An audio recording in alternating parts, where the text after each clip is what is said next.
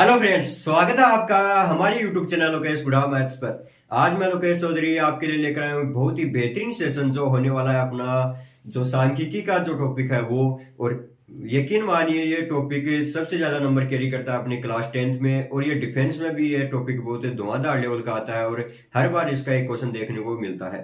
तो आज अपन पढ़ेंगे सांख्यिकी।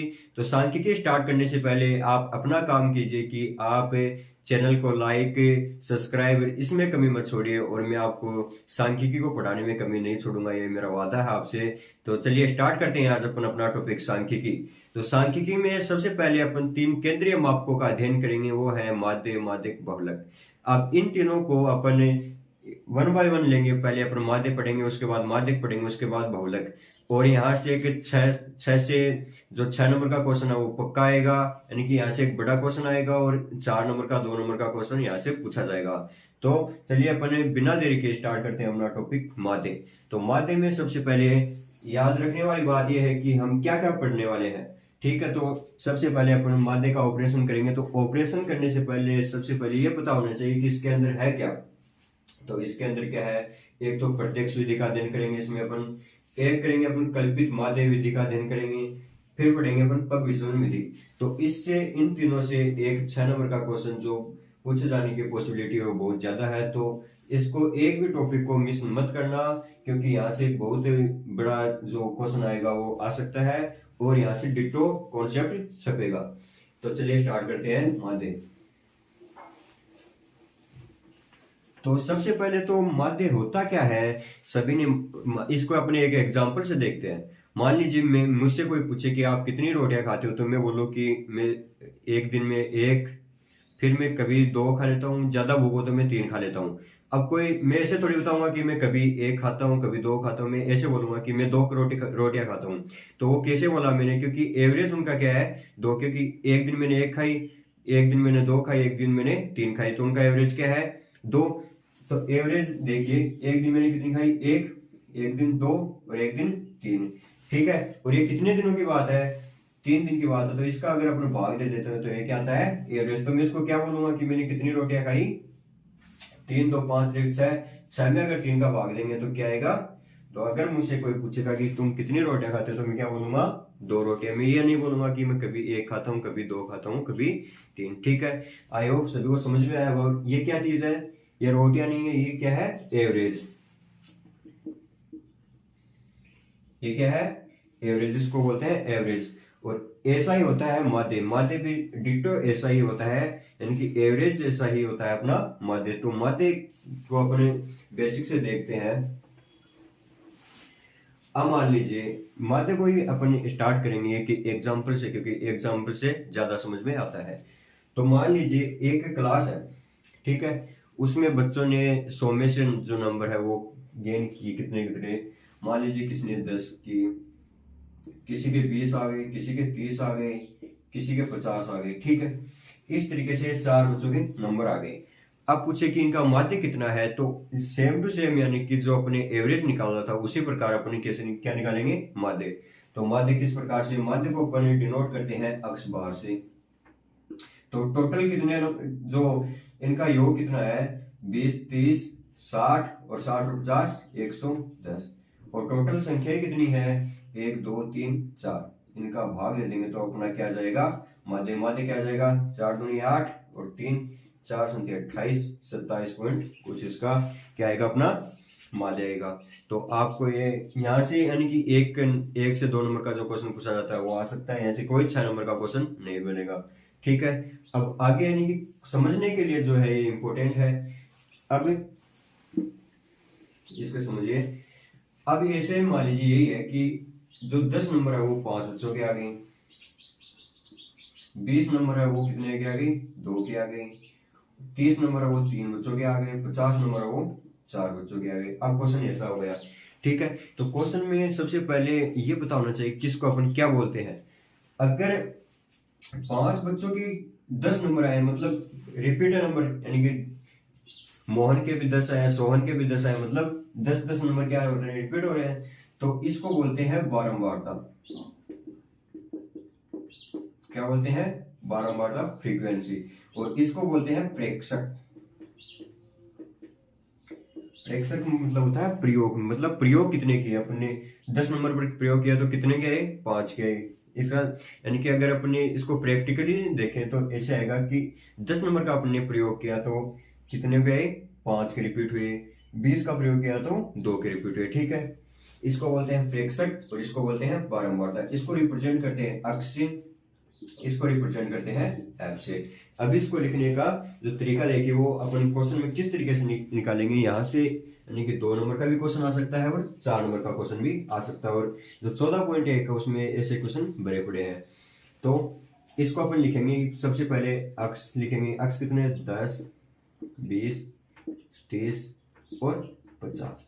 हमेशा बात याद रखना कि अगर सीधा यही है कि 10, 20, इसको बोलते हैं अवर्गीकृत, ये बारंबारता है, इसको बोलते हैं अवर्गीकृत बारंबारता।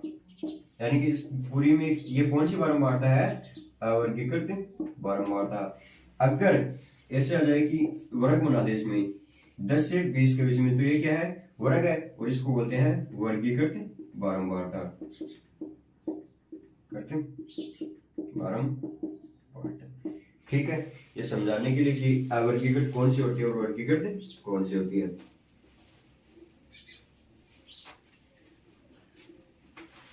अभी देखिए, अब जो 10 नंबर है वो कितनों बचे गए, 5 के, 20 2 के, 30 3 के और 50 4 के। तो इसको अपने प्रेक्षक हो गए, ये क्या हो गई, बारंबारता। ठीक है, अभी अगर अपन माध्य निकालेंगे तो माध्य का जो फॉर्मूला होता है वो क्या होता है, ये फॉर्मूला सीधा याद रखना है, रटना है, कुछ भी करना है, लेकिन फॉर्मूला नहीं भूलना है एग्जाम में, क्योंकि यहाँ से क्वेश्चन आएगा। तो फॉर्मूला क्या होता है, x bar is equal to f x sigma f x बटे सिग्मा एफ। अब यहाँ पर आई भी लिखते हैं, आई भी लिखते हैं, आई क्यों लिखते हैं समझना। अगर अपन यहाँ पर आई की वैल्यू 1 रखें तो इसको इन दोनों का अगर मल्टीप्लाई करेंगे तो क्या जाएगा, एफ एक्स। तो 10, 50, 40, 90 और 200। अब एफ आई की जगह अपन 1 लिखें तो यहाँ पर क्या आएगा, F1 x1 बटे F1। F1 x1 का मतलब ये वाला, क्योंकि F1 x1 और सॉरी F1 ये रहा, x1 ये रहा, F1 ये रहा, तो ये F1 x1। ठीक है, आई की जगह अपन अगर 4 लिख दें तो क्या आ जाएगा, F4 x4 बटे F4।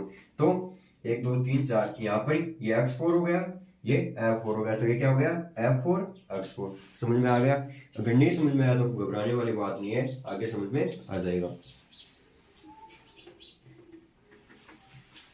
ठीक है, अब इसमें अगर माध्य निकालना है तो माध्य के लिए अपने को क्या करना होगा, इन सभी का क्या करना है, योग करना है, और जो बारंबारता है उसका भी क्या करना है, योग करना है। इसका अगर योग करेंगे तो 50 40 90 90 90 180 और 200 380, और जो बारंबारता उसमें क्या होगा, 5 2 7 7 7 14। ठीक है, जो ये आया एफ एक्स आया, सिग्मा एफ एक्स आया, इसको बोलेंगे सिग्मा एफ एक्स और इसको बोलेंगे सिग्मा एफ। तो सिंपली बारंबारता निकालने के लिए अपन क्या करेंगे, जो माध्य निकालने के लिए अपन क्या करेंगे, x bar is equal to sigma f x क्या है, 380 बटे 14। ये अपना क्या जाएगा, माध्य। आई होप सभी को यहाँ तक समझ में आया होगा कि जो माध्य है वो अपन किस प्रकार से निकालेंगे। ये अपनी जो सिंपल विधि है, प्रत्यक्ष विधि है, इसको ही बोलेंगे प्रत्यक्ष विधि। प्रत्यक्ष विधि में यहाँ से 2 नंबर का क्वेश्चन भी आ सकता है, 4 नंबर का क्वेश्चन भी आ सकता है। 4 नंबर का क्वेश्चन किस प्रकार से आएगा अभी समझिए। अब मान लीजिए अगर मैं ऐसे कर दूं कि अब 10 से, अब मैं ऐसे ग्रुप बना दूं इनका, मान लीजिए बच्चों के नंबर किस प्रकार से है, 10 जो नंबर है वो आए एक बच्चे के। ठीक है, 100 में से नंबर 50 में से नंबर आ रहे हैं, मान लीजिए 12 नंबर आए 2 बच्चों के, 15 नंबर आए 3 बच्चों के, और 17 नंबर आए 4 बच्चों के। ठीक है, अभी 22 जो नंबर आ रहे हैं वो 7 बच्चों के आ रहे हैं, 27 नंबर 3 बच्चों के आ रहे हैं, 30 नंबर 5 बच्चों के आ रहे हैं, 35 नंबर भी 5 बच्चों के आ रहे हैं, 45 नंबर 7 बच्चों के, 48 नंबर 12 बच्चों के 49 नंबर एक बच्चे आएगा। इस प्रकार से नंबर आ रहे हैं मान लीजिए, ठीक है। अभी अगर अपने इसका जो माध्य निकालेंगे वो इस प्रकार से, वही ये क्या हो गया, अक्स हो गया, ये क्या हो गया, बारंबारता एफ हो गई। इसको मल्टीप्लाई करेंगे 10, 24, 15, 30, 45, 68, 154, इस प्रकार से इसको मल्टीप्लाई करके अपने लिख लिया। और फिर क्या करेंगे, सिग्मा एफ एक्स बट्टे सिग्मा एफ, इन सभी का योग करेंगे, फिर इसमें इसका भाग देंगे। तो ये विधि क्या है, माध्य अपन सभी इस विधि से निकाल सकते हैं, लेकिन इससे थोड़ा क्या हो जाता है, हार्ड हो जाता है। इसको सरल करने के लिए अपन ने क्या किया, एक तो कल्पित माध्य विधि बनाई, और इसको ये क्या है, अवर्गीकृत बारंबारता है, ये वाली बारंबारता अवर्गीकृत बारंबारता। तो इसको अपन अब वर्गीकृत बारंबारता में चेंज करेंगे। तो यानी कि माध्य किसी भी विधि से निकल सकता है, लेकिन उसको एक विधि से इजी निकल आता है और एक से हार्ड। तो अपन इजी वाली विधि का यहाँ पर प्रयोग करेंगे। तब अगर मैं इस प्रकार से लिख दूं, जो 10 नंबर है एक बच्चे के है, अगर मैं इस प्रकार से लिख दूं कि जो 10 से 20 के बीच नंबर है वो कितने बच्चों के हैं, मतलब जो बारंबारता है वो 10 से 20 के बीच, ऐसे इस प्रकार से बना लूं मैं, 10 से 20 के बीच में और 20 से 30 के बीच में। हमेशा याद रखना कि जो यहाँ पर जो लास्ट वाला वर्ग अंतराल है, जो वर्ग अंतराल तो इसको बोलते हैं, जो ऊपरी सीमा होती है इसको बोलते हैं ऊपरी सीमा, इसको बोलते हैं लोअर सीमा है निम्न सीमा, ठीक है। जो पहले की ऊपरी सीमा और दूसरे की जो लोअर सीमा वो क्या होनी चाहिए, बराबर होनी चाहिए, ये बात याद रखना। अब मैं यहाँ पर 10-10 का गैप देकर बारंबारता बना रहा हूँ, 10 से 20, 20 से 30, 30 से 40 और 40 से 50, इस प्रकार बच्चों के नंबर आए हैं। इसमें एक बात और याद रखने वाली बात यह है कि इसमें जो लास्ट वाला 20 है, अब किसी बच्चे के अगर 20 नंबर आ गए तो वो किस में काउंट होगा, क्योंकि 20 तो यहाँ पर भी और 20 यहाँ पर भी है, तो हमेशा याद रखना 20 इसमें काउंट होगा, ठीक है। इसमें काउंट नहीं होगा, ये हमेशा क्या तक होती है, 19.9 या 19.5 तक ये होती है, ठीक है, वहां तक ही वैलिड है। फिर इसमें आएगा 20 वाला इसमें, तो 10 से 20 के बीच में कितने बच्चों के नंबर आए, 10 वाला इसमें काउंट होगा 1 प्लस 12 भी है, प्लस 15 भी है और 17 भी है। अभी 20 से 30 के बीच में, 20 से 30 के बीच में क्या है, 27, ये 22 है 7, 27 भी है 3। अब ये 30 वाला किस में काउंट होगा, मैंने बोला था इसमें काउंट होगा। तो 30 से 40 के बीच में 30 आए 5 के, 35 आए 5 के, ठीक है। अभी 40 से 50 के बीच में कितने गए, 7 आए प्लस 12 आए प्लस 1 आए। अब जो है ये कितने हो गए, 4 3 7 8 9 1 10। तो यहाँ पर इसको हटाकर लिख देता हूं 10। ये क्या है अपनी बारंबारता, ये भी क्या हो जाएगा 10, ये भी क्या हो जाएगा 10, और ये क्या हो जाएगा 12 और 13 7 20। ये हो गई जो अपनी जो सारणी बनी थी, उसमें जो सारणी बनी थी पहले उसी प्रकार सारणी बन गई, लेकिन इसमें क्या आ गए, वर्ग अंतराल, इसको बोलते हैं वर्ग अंतराल।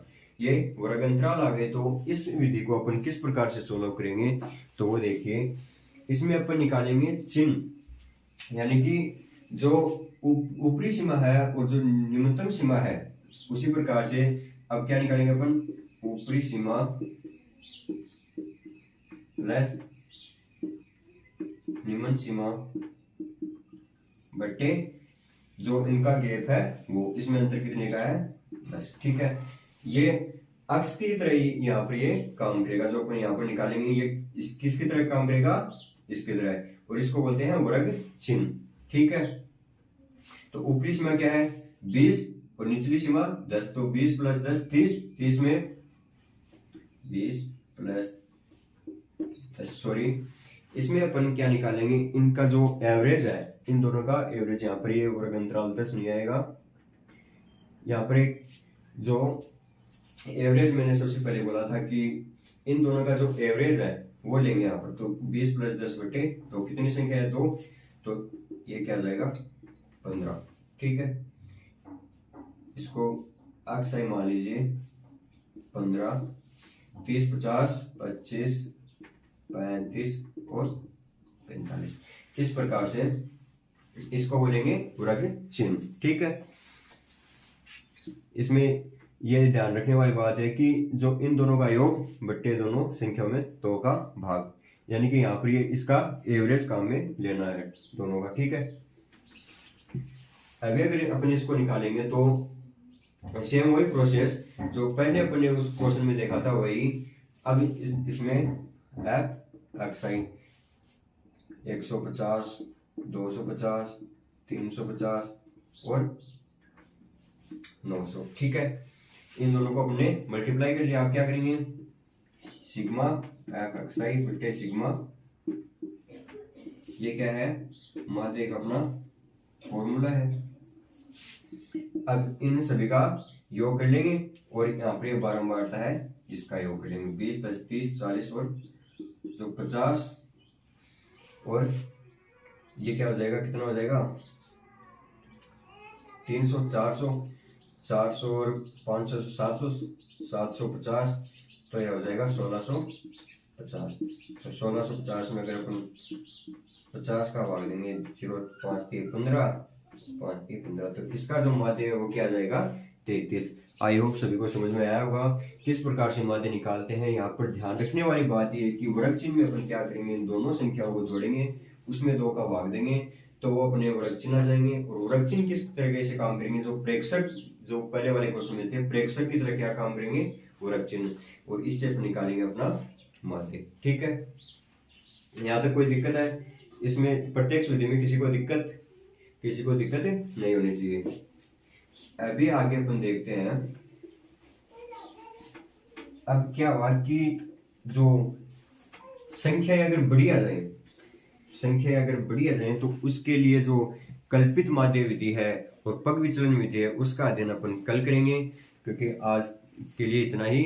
और इसके लिए जो 14.1 में क्वेश्चन दिए हुए हैं वो आप सोल्व कीजिए, और जो कोई भी क्वेश्चन नहीं आया तो वो कमेंट कीजिए। क्लास देखने के लिए धन्यवाद। अगर आपने चैनल पर न्यू है तो चैनल को सब्सक्राइब, वीडियो को लाइक करें।